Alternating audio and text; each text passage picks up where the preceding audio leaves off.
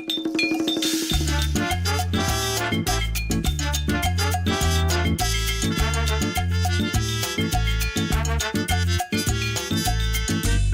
everybody, this is Kyle Sasser, Great Homes Tampa Bay, and it's everyone's favorite time of month again. That's right, real estate market statistics. I know you're thrilled. Hold on to your seat. If I had sold you a ticket, you'd only need the edge of it, or however that saying goes.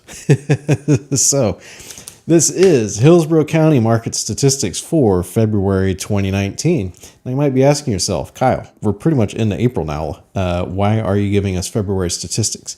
And the reason why is because these statistics naturally lag behind about 30 days. It takes that long for the local real estate groups to combine and compile the information together. I am happy to email you a copy of this report. It comes out every month. There will be a link below.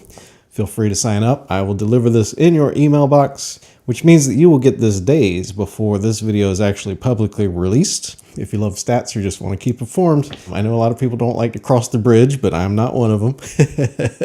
I'm more than happy to go and hang out over in Tampa. And matter of fact, I've lived in Seminole Heights, I've lived in Brandon, I've lived up by USF, I've lived in most places over in Hillsborough County. So what do you need to know about these statistics? These are year-over-year statistics. That means that this is February 2019 versus February 2018. And the reason we do that is because during a normal 12 months, there's a natural real estate rhythm.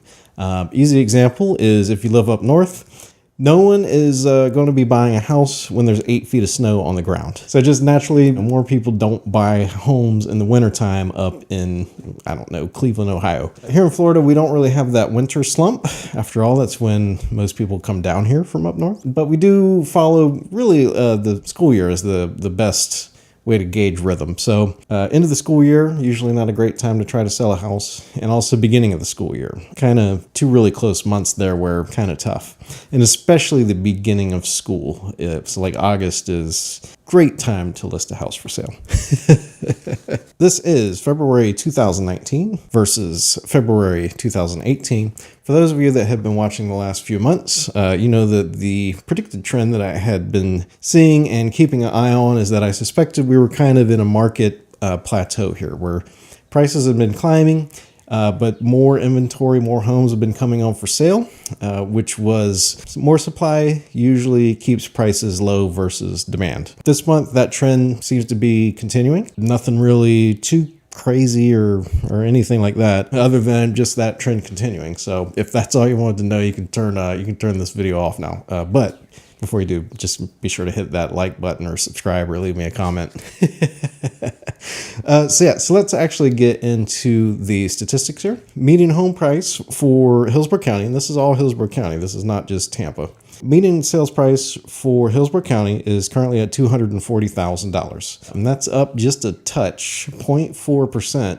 versus last year, which was at $239,000. So not a big increase there. Average sales price is up to $288,000, which is up 1% from $285,000.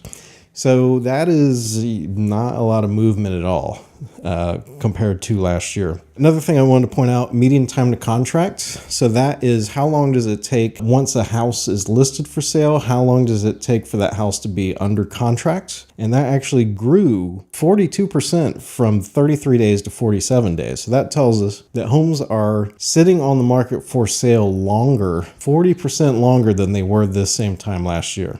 New listings are up touch 2.4% to 2,000 listings. That's a gain of about 100. So that's kind of like normal ebb and flow, I would say. And then the other statistics I usually like to pay attention to is the inventory, which is up 15%. So overall, there's 15% more houses for sale this year compared to last year.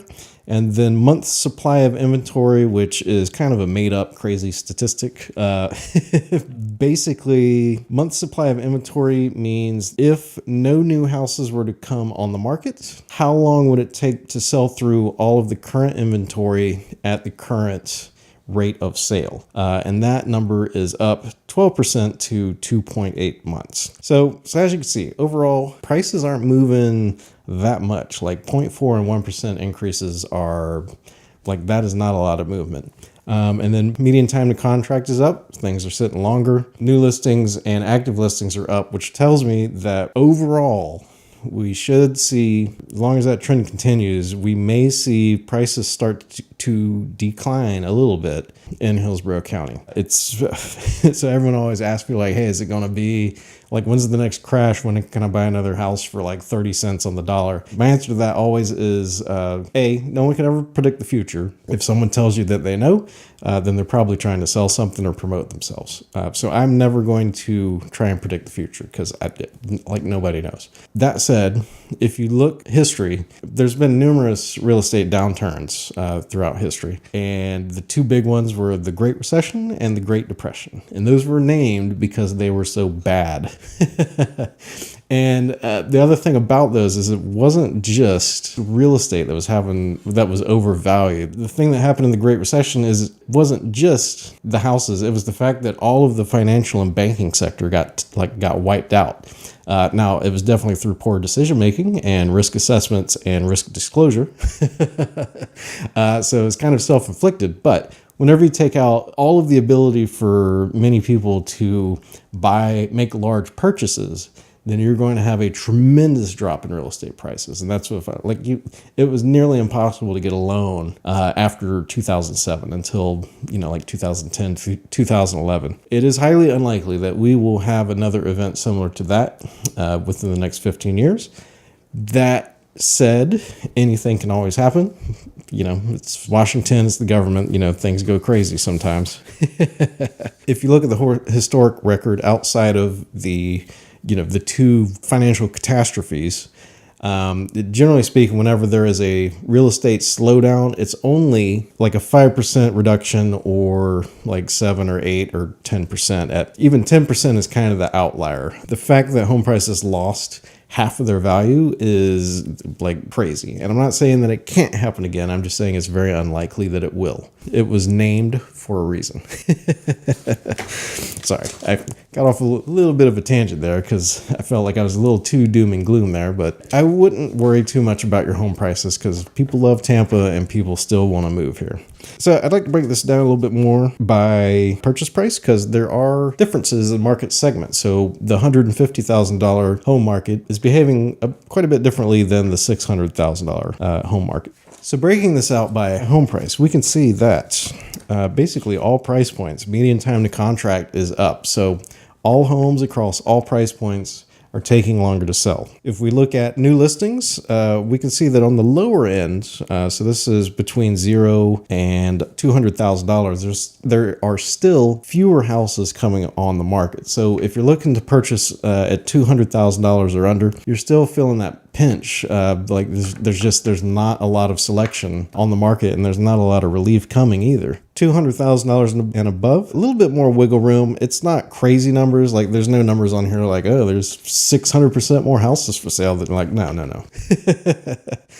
So, we're looking at percent changes of like 3%, 10%, 9%. Modest increases over time, if they continue, are going to lead to large increases, which is what's going to cause the pricing to hold and maybe decrease a little bit. And then the other thing we'll want to look at here, besides new inventory, is total inventory. Basically, pretty much the same story. Instead of $200,000, it's more of like the $150,000 mark. So if you're looking to buy at $150,000 and under, it's a pretty tough time. I mean, there's 43% fewer things under $100,000 than there were a year ago. $150,000 above, there's 27% more houses. 200 to 250, there's 11% more houses. 250 to 317, so everything's kind of hanging around that 10 to 20% mark, which that is significant. Like that will have a pretty large impact on home prices, given a few months time to work. And then finally, the other thing I like to review is on the last page here. So this is distressed properties. So this is foreclosures and short sales, and those are still down. These numbers are so low that any sort of change will have a dramatic increase on them. So like foreclosures, there was 37 last month compared to 2018, and then short sales there was 7. So if you have 7, and let's just say let's just say a local professional soccer team goes bankrupt or something. So that's going to be 11 more foreclosures. That's going to be like 100 and whatever % increase. So if you see those numbers, those large percentage increases, just know that we're starting from some pretty small numbers, and those numbers have been declining for years now. And I will be sure to let you know, come the good or the bad, because it's all real estate. Like, my job is to navigate the market as it currently sits. I can't make the market do anything other than what it's doing. I'm just one guy.